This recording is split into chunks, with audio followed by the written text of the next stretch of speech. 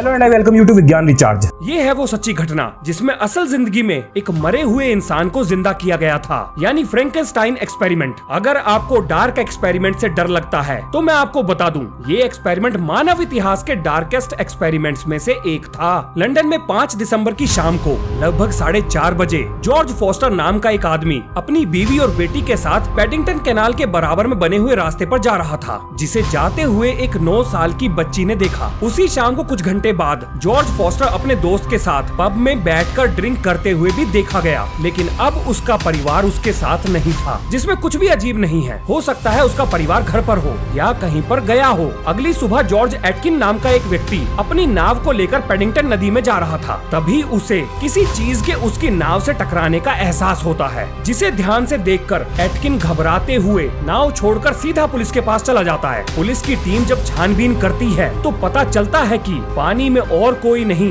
बल्कि George foster की बेटी का शरीर तैर रहा था। इसके बाद पूरी नदी की अच्छे से छानबीन करने के बाद जॉर्ज फॉस्टर की बीवी की लाश भी पानी से निकाल ली जाती है। जॉर्ज फॉस्टर को अपनी बीवी और बेटी के कत्ल के जुर्म में तुरंत गिरफ्तार कर लिया जाता है। मिस्टर पास नाम का एक आदमी जो काफी प्रभावशाली व्यक्ति था, जॉर्ज फॉस्टर के केस को फास्ट ट्रैक कोर्ट में चलाने की सिफारिश करता है। अब यहाँ पर मिस्टर पास को याद रखना, क्योंकि इस आदमी का रोल अभी खत्म नहीं हुआ है। जॉर्ज फॉस्टर अपनी बीवी और बेटी के कत्ल की बात स्वीकार कर लेता है और उसे फांसी की सजा सुनाई जाती है। दिसंबर की एक सुबह को फॉस्टर को फांसी दे दी जाती है। उस समय इंग्लैंड में फांसी देने के बाद शरीर को टुकड़ों में काटकर दफन किया जाता था। वहाँ पर ऐसी मान्यता थी कि ऐसा करने पर बुरी आत्मा शरीर को वापस नहीं जोड़ पाएगी, पर जॉर्ज फॉस्टर के शरीर के साथ ऐसा नहीं किया गया, बल्कि जॉर्ज फॉस्टर के शरीर को एक्सपेरिमेंट करने के लिए जियोवानी एल्डीनी को सौंप दिया गया। एल्डीनी, जो गैल्वानी के भतीजे थे, एक प्रभावशाली फिजिसिस्ट होने के साथ साथ मरे हुए लोगों और जानवरों पर एक्सपेरिमेंट करके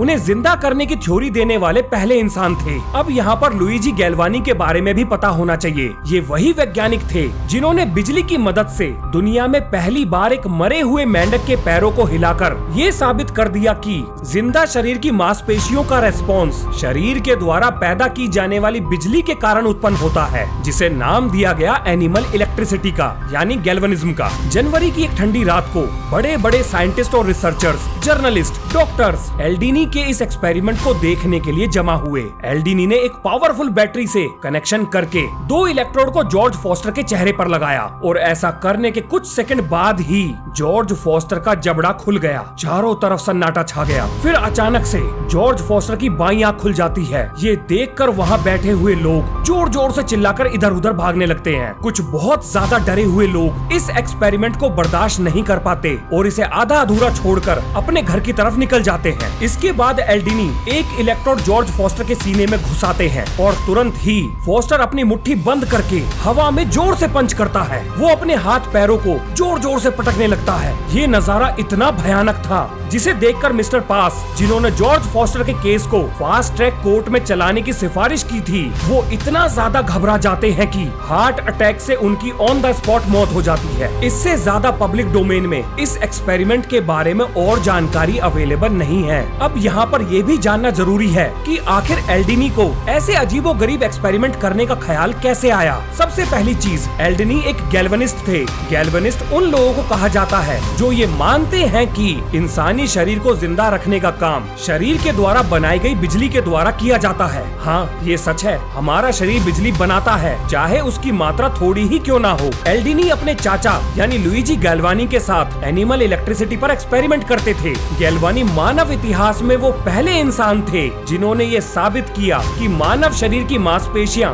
बिजली की तरंगों के कारण व्यवहार कर पाती हैं, जो बिल्कुल सही बात है। लुइजी गैल्वानी ने बिजली का झटका देकर एक मरे हुए मेंढक के पैरों को हिलाकर ये बात साबित कर दी थी। लुइजी गैल्वानी ये भी मानते थे कि इंसानों को जिंदा रखने का काम यही एनिमल इलेक्ट्रिसिटी करती है, और इससे जुड़ी हुई पूरी जानकारी उनके द्वारा पब्लिश किए गए रिसर्च पेपर में बड़े बड़े शब्दों में लिखी है, जो पब्लिक डोमेन में सभी के पढ़ने के लिए अवेलेबल भी है। हमारा दिमाग हमारे शरीर से संपर्क इन्हीं इलेक्ट्रिकल नर्व सिग्नल की वजह से बना पाता है। लेकिन जियोवानी एल्डिनी ये मानते थे कि ये एनिमल इलेक्ट्रिसिटी मरे हुए इंसान या जानवर को जिंदा कर सकती है, और इसी चीज को साबित करने के लिए उन्होंने ये एक्सपेरिमेंट किया था। अब बिजली की बात हो और अलेजेंड्रो वोल्टा का जिक्र ना हो, ऐसा हो ही नहीं सकता। ये इलेक्ट्रिसिटी की खबर उड़ती उड़ती वोल्टा के कानों तक भी पहुंच गई। इसको सुनने के बाद वोल्टा ने कहा कि इलेक्ट्रिसिटी दो अलग अलग मेटल से निकलती है। यानी जिस मेंढक के पैरों को गैल्वानी ने हिलाकर दिखाया था कि वो इलेक्ट्रिसिटी मेंढक के शरीर के अंदर से नहीं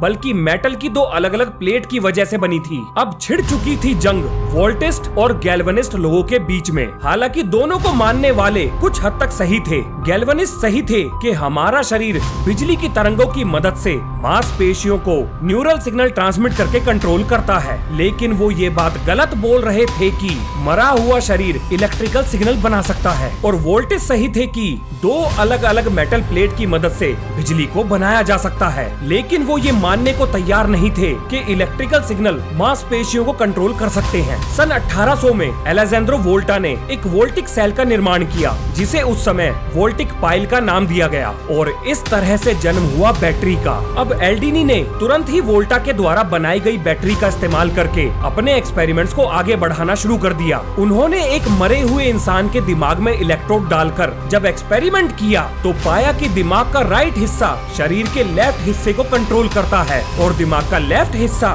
शरीर के राइट हिस्से को कंट्रोल करता है। हाँ जी, ये चीज इसी एक्सपेरिमेंट से साबित हुई थी जो एल्डिनी ने किया था। इसके बाद एल्डिनी ने मेंटल डिप्रेशन से पीड़ित लोगों को इलेक्ट्रिक शॉक देकर ठीक करने में कामयाबी हासिल कर ली। इसीलिए आपने बहुत सारी मूवीज में देखा होगा कि दिमाग से जुड़ी हुई बीमारियों को ठीक करने के लिए इलेक्ट्रिक शॉक थेरेपी का इस्तेमाल किया जाता है। यानी इस इलाज का क्रेडिट भी एल्डिनी को ही जाता है। और एल्डिनी इस बात को लेकर भी सही थे कि इलेक्ट्रिसिटी की मदद से बंद हो चुके दिल को वापस से धड़कने के लिए मजबूर किया जा सकता है। इसीलिए हार्ट अटैक आने पर या बेहोश होने की स्थिति में होश में लाने के लिए इलेक्ट्रिक शॉक दिया जाता है। ये एल्डिनी की खोजों का नतीजा ही था जिसने पेस मेकर की नींव रखी। पेस मेकर वो मशीन जो हमारे दिल के धड़कने के रिदमिक पैटर्न को सही से बनाकर रखती है। बहुत से लोगों का दिल सही रफ्तार पर नहीं धड़कता, जिनमें से कुछ लोग तो ऐसे भी हैं जो अगर नींद में हो तो उनका दिल धड़कना बंद भी कर सकता है, और अगर ऐसा हुआ तो उन लोगों की हार्ट अटैक से मौत हो जाएगी। तो पेस मेकर नाम का ये डिवाइस हमारे दिल को सही समय पर बिजली का हल्का सा झटका देकर उसके धड़कने की रफ्तार को मेंटेन करता है। और इस खोज की नींव भी एल्डिनी के एक्सपेरिमेंट्स में ही रखी गई थी। एल्डिनी के द्वारा किए गए जॉर्ज फॉस्टर पर एक्सपेरिमेंट के 13 साल बाद मैरी शेली नाम की एक 18 साल की लड़की ने इसी एक्सपेरिमेंट से प्रेरणा लेकर फ्रैंकेनस्टाइन नाम का एक साइंस फिक्शन नोवेल लिख दिया, जो दुनिया का पहला साइंस फिक्शन नोवेल था। एल्डिनी का असली इरादा कभी भी मरे हुए लोगों को जिंदा करना नहीं था, बल्कि वो तो बायोलॉजी में इलेक्ट्रिसिटी के इस्तेमाल पर रिसर्च कर रहे थे। विज्ञान का सही इस्तेमाल हमारे हाथ में है। चाहे हम विज्ञान से निर्माण का रास्ता चुने या विनाश का रास्ता चुने, किसी भी सूरत में विज्ञान कभी निराश नहीं करेगा। तो मिलते हैं नेक्स्ट वीडियो में। जय हिंद, जय भारत।